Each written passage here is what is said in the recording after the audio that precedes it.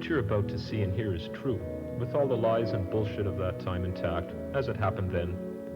I'm telling this story because I just happened to be there. The university had heard, we all heard, that we were going to be graced with a very special student that year.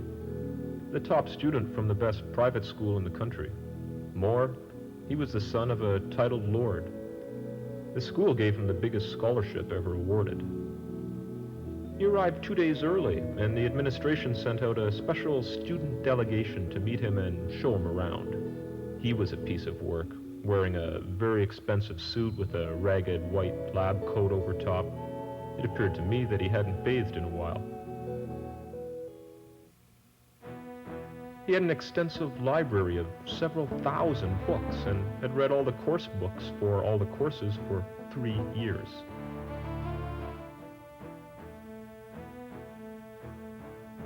We soon discovered he had an intense fascination with the river. In fact, a theory was developed that it was the river that brought him to us, instead of to Harvard or Princeton or Cambridge or any of the other schools he had turned down. He asked to be moved to a room that overlooked the river. Within a week of moving into his new room, it was a disaster. Books, papers, scribbled notes everywhere. No one, and I mean no one, could read his writing. We threw a party in his honor, inviting all the students from our house. It was a typical scene of getting pissed, getting stoned, getting fucked. But he took no part in it, just sat there, grim-faced, hardly spoke. But he did not leave.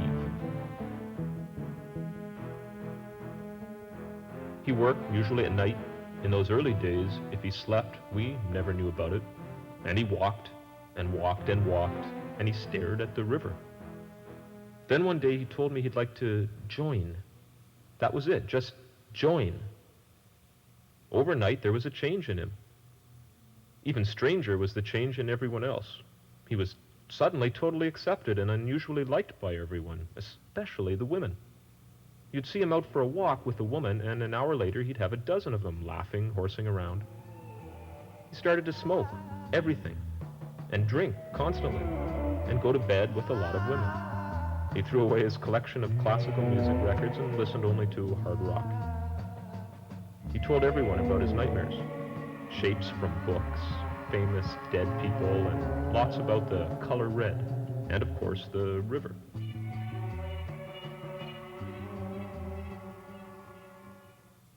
It was about this time that we also began noticing violent mood swings in his behavior. He'd laugh hysterically at what seemed to be nothing. He'd make faces, class clown. Then an hour later, a day later, he'd be having a serious discussion and just blow. He had an unbelievable temper. He could make people flee with that temper, clear a room. It would build rapidly and explode out of him. He took to calling people he was mad at the Antichrist.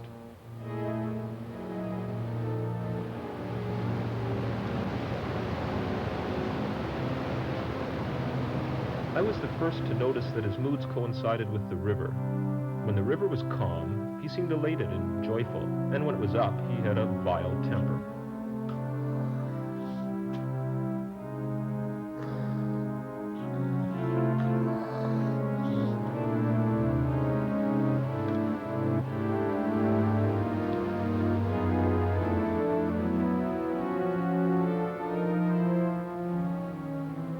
He also began to dress differently, and we noticed a pattern. His clothes became sloppy and dirty, and while he had always worn mostly black and white clothing, now the black was on the outside. He told us fantastic stories about his past, and if we were out somewhere, he'd engage strangers with his tales. The stuff he told us about became wilder and wilder. Sometimes they were hilarious, other times they were dark, horrible, terrifying. Occasionally they were both. After a while, I stopped believing them. With 1 month left in school, a very strange thing happened one night. We could hear him having one of his nightmares. It was an unusually cold night for spring. The dream obviously got more and more violent, and we were all awake, standing in the hall outside his room. We banged on his door and rang the phone in his room. Then it dawned on us that he was not alone. Someone was with him.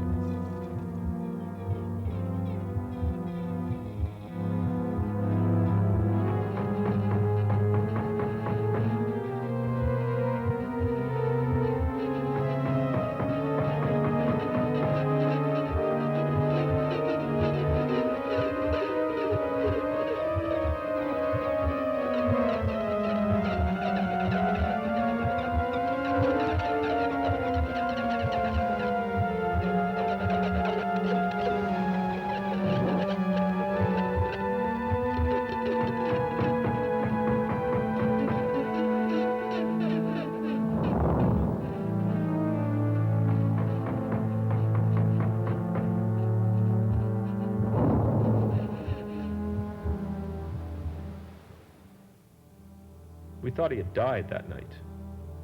We even called the police, not a cool thing to do at university, but we were frightened. I felt totally out of my element.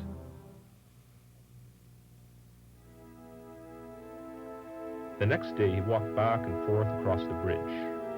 There were lots of people on the bridge that day, but he totally ignored everyone. Then he walked right up to the south side and without hesitation climbed over the heavy cement protection and jumped. It was spring. The river was fast, bitterly cold, still full of slabs of ice. Well, he didn't come up. The police found his ragged clothes 2 miles downstream, but that was it. Over the years, I thought about him often. I was thinking about him the day I saw him in the city. He's a lawyer now, for a big firm. I have a lot of questions, but I haven't spoken to him. Turns out I know a guy who works with him, so now he knows what I know. Maybe he'll contact me. Then again, probably not.